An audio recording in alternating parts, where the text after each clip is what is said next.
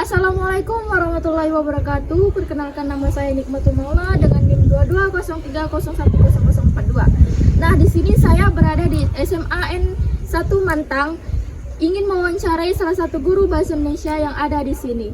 Berikut videonya.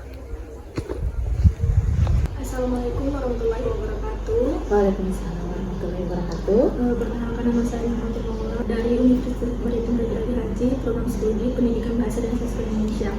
Tujuan saya di sini ingin mewawancarai Ibu mengenai pembelajaran berbasis teks dan metodologi pengajaran bahasa Indonesia tentang toleransi minat baca terhadap membaca pemahaman siswa.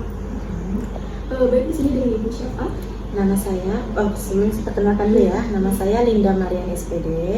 Saya mengajar di SMA Negeri 1 Mantang. Bidang studi yang saya ajarkan yaitu bahasa Indonesia. Saya mengajar kelas 10, 11, dan kelas 12. Ibu langsung masuk pertanyaan pertama. Ya. Dari mana sumber teks yang Ibu gunakan dalam pengajaran bahasa Indonesia dan bagaimana Ibu memilih teks yang sesuai dengan peserta didik? Dari mana teks yang saya berikan ya? Jadi kan kalau di dalam kelas itu kan kita lihat dulu materi hari yang kita ajarkan itu apa. Ya, jadi tergantung materinya dulu. Kalau misalnya teks eksposisi, deskripsi, nah itu kadang saya menampilkan dulu sebuah video atau ada sebuah teks saya tampilkan, nanti anak lihat dulu, baru anak kerjakan. Itu bisa dari HP juga bisa, dari buku pun juga bisa. Kadang kita menggunakan buku media ajar yang ada di sekolah, di perpus, kita ambil buku di perpus, nanti anak berkelompok berdiskusi. Baik.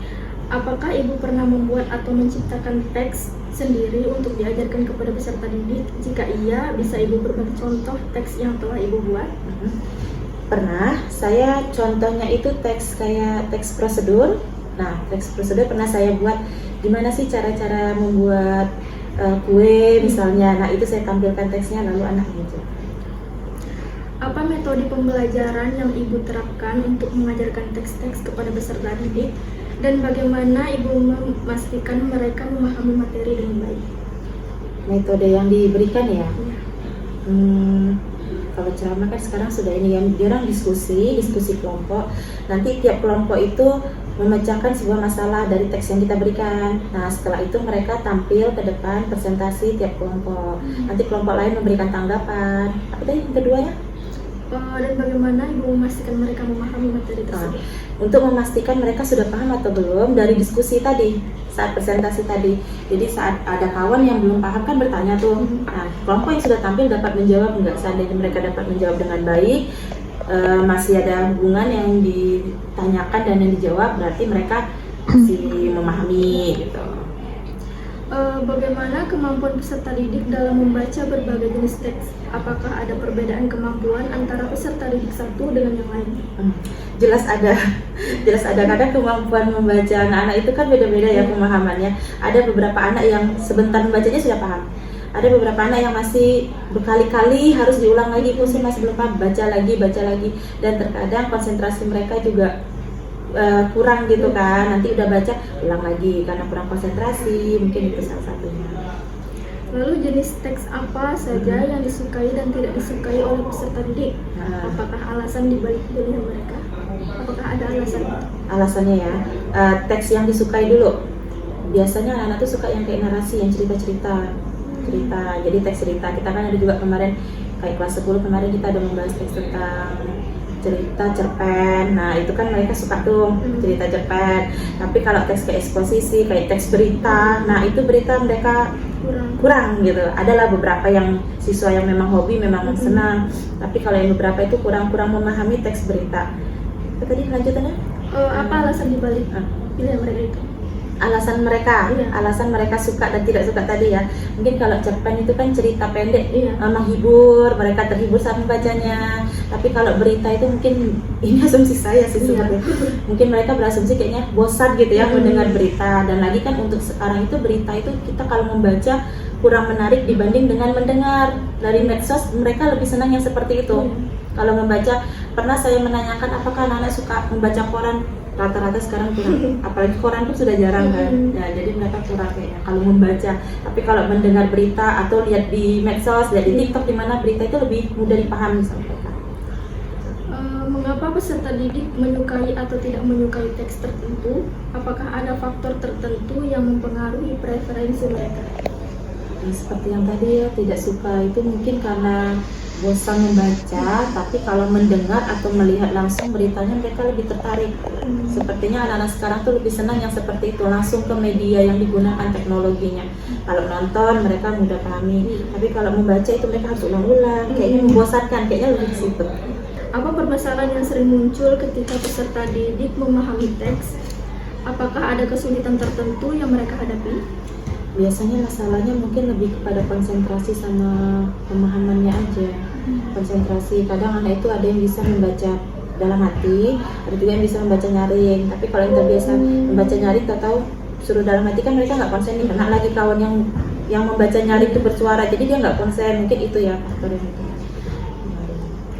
Apa solusi yang peserta didik gunakan untuk mengatasi kesulitan memahami teks? Apakah mereka memiliki strategi tertentu untuk meningkatkan kemampuan membaca mereka?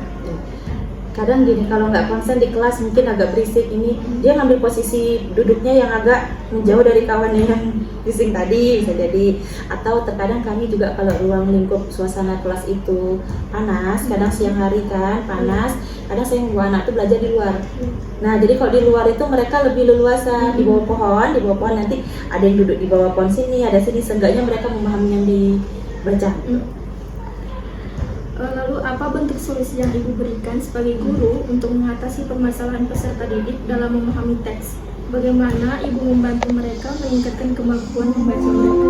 Strategi yang digunakan agar anak tadi bisa membaca ya? Iya, mengatasi Masalah ya, mengatasi masalah membaca anak tadi. Yang pertama tadi tuh, kalau di kelas tadi ya tidak nyaman, kita belajarnya di luar, itu yang pertama. Yang kedua, terkadang juga saya membawa anak itu ke perpus. Lihat materinya lagi kan, kayak membaca cerpen misalnya. Jadi saya bawa anak-anak itu di perpus, mereka tinggal pilih sendiri cerpen mana yang mau mereka baca. Nah, itu yang kedua. Bisa juga strateginya untuk pemahaman baca ya. Di sekolah kita juga ada kegiatan literasi setiap hari Selasa pagi. Nah, jadi Selasa pagi itu semua anak tuh berkumpul di lapangan, kadang di kelas juga nanti dibagikan misalnya buku membaca, mereka berliterasi atau pemahaman tentang Gurindam. Itu salah satu strategi yang dilakukan. Pertanyaan terakhir, apa saran Ibu sebagai guru terkait bentuk-bentuk teks yang bisa dikembangkan untuk mengatasi permasalahan peserta didik di sekolah? Apakah ada ide atau konsep tertentu yang ingin Ibu lihat di masa depan? Saran tentang teksnya ya. Nah, kalau sekarang itu teks, kalau hanya sebuah teks aja, itu biasanya anak tuh kurang berminat. Tapi kalau teksnya itu dibikin dalam bentuk narasi atau cerpen gitu, atau ada gambarnya, ada gambar-gambar, nah itu biasanya anak-anak tertarik. Itu satu. Terus juga bisa juga teksnya itu kita bukan dari video pembelajaran, saya video-video tentang kayak cerpen itu kan bisa tampilkan cerita pendek, video cerita pendek. Nah, dari situ nanti mereka bisa memahami jalan ceritanya dibanding membaca. Lebih kepada video-video sih kayaknya untuk meningkatkan minat baca anak ya, meningkatkan pemahaman anak. Itu saja untuk pembelajaran berbasis teks.